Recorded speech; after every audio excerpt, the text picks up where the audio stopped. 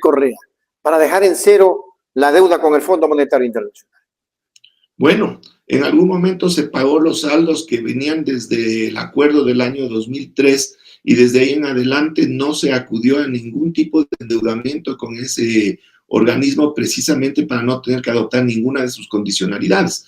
Y ahí la economía ecuatoriana crecía, teníamos un riesgo país que era la cuarta parte del riesgo país actual. En el año 2017, en diciembre, cuando yo ya era el ministro, llegamos a tener el mínimo de pobreza en la historia de este país, llegamos a tener la mejor redistribución de la riqueza en la historia de este país, según datos del propio INEC, que daban cuenta de una economía que estaba fortaleciéndose frente a la situación actual, que es un desastre completo, y creo que todos los ecuatorianos nos damos cuenta de eso. ¿Por qué Moreno, Lasso y Noboa no hicieron lo mismo que hizo el gobierno de Correa en esa parte de la economía?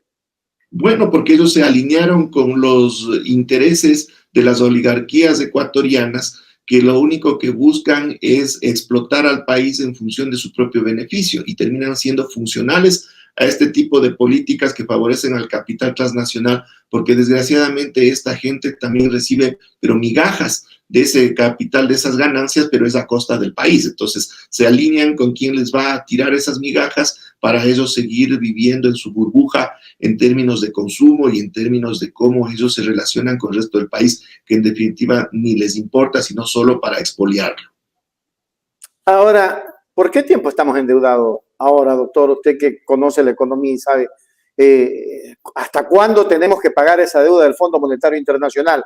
Si es que se llegase a tener un gobierno progresista que le diga, bueno, hasta ahí nomás lo que hizo el presidente Correa y no vamos a seguir endeudándonos, pero vamos a seguir con otro tipo de temas y vamos a pagarle la deuda. ¿Cuánto tiempo han dejado endeudado al Ecuador? A ver, si nosotros seguimos como pagando la deuda como estamos en este momento, estamos aquí amarrados hasta el año 2035, pero hay alternativas. Es decir, si pudiésemos conseguir otro tipo de financiamiento en mejores condiciones, se podría conseguir los recursos, pagarles totalmente y ya no depender de ellos. Igual seguiríamos endeudados, pero no tendríamos que responder a esas condicionalidades que ellos nos imponen y que no nos dejan crecer como economía. Ahora, toda esta alza del IVA, ¿es receta de ellos? Toda esta alza de los combustibles, ¿es receta de ellos? ¿Es lo que ellos han impuesto? ¿Es parte de ese convenio que hicieron con Moreno, Lasso, Noboa? Bueno, aquí hay algo interesante. Cada país es el que se pone la soga al cuello. Fondo Monetario Internacional tiene varios lineamientos que se llama el Consenso de Washington, que es un recetario de lo que ellos aplican en nuestros países. Pero para entrar en un proceso de entrega de recursos hay una negociación. ¿Qué es lo que el país está dispuesto a dar a cambio de esos recursos en función de ese recetario? Así que el Ecuador se adelantó, es decir, antes de llegar a un arreglo con el Fondo Monetario, ya incrementó el IVA en adelanto a lo que le podría pedir este organismo.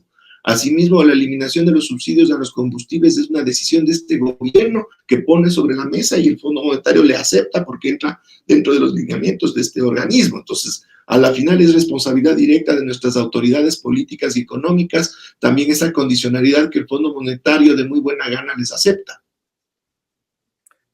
Todo esto viene por la decisión que han tomado los gobiernos neoliberales frente a la situación que estamos viviendo ahora. Pero nos han llevado a más crisis porque no han solucionado nada, doctor. Efectivamente, es que estos esquemas de los ajustes que impone el Fondo Monetario Internacional a lo que apuntan, como ya decía anteriormente, es a sacarle más dinero a la sociedad para garantizarse sus propios pagos. Y por el otro lado, abrir espacios, por ejemplo, para privatizaciones. Con la eliminación de los subsidios a los combustibles se da paso a lo que ya Moreno y Lasso anticiparon.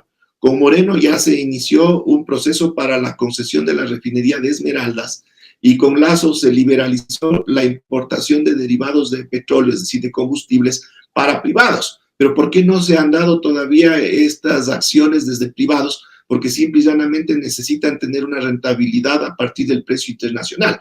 Al eliminar los subsidios ya pueden estos privados traer los combustibles a precio internacional y venderlos localmente con un margen de ganancia, y lo mismo la empresa privada que se haga cargo de la refinería de Esmeraldas. Es decir, detrás hay un gran negociado con los derivados de petróleo que está también amparado por este acuerdo con el Fondo Monetario Internacional. Efectivamente, inclusive podríamos decir que hay también el uso de recursos de financiamiento externo por fuera de la ley, porque la ley ampara el uso de recursos de financiamiento público para dos cosas únicamente: para inversión pública, es decir, construcción de infraestructuras, es decir, carreteras hidroeléctricas, hospitales, escuelas, etcétera. Pero también permite pagar deuda si es que la nueva deuda está en mejores condiciones que la deuda anterior, simple y llanamente para no descapitalizarle o afectar al patrimonio nacional. Pero ¿qué pasa si esos recursos son de deuda, pero no necesariamente es una mejor deuda que la anterior? O dos, si se están desviando a gasto corriente, que también pudo haber sido con financiamiento anterior, que terminaron pagando sueldos y salarios del sector público. Eso ya es ilegal y deberían ir literalmente a la cárcel quienes permitieron este uso de esos recursos.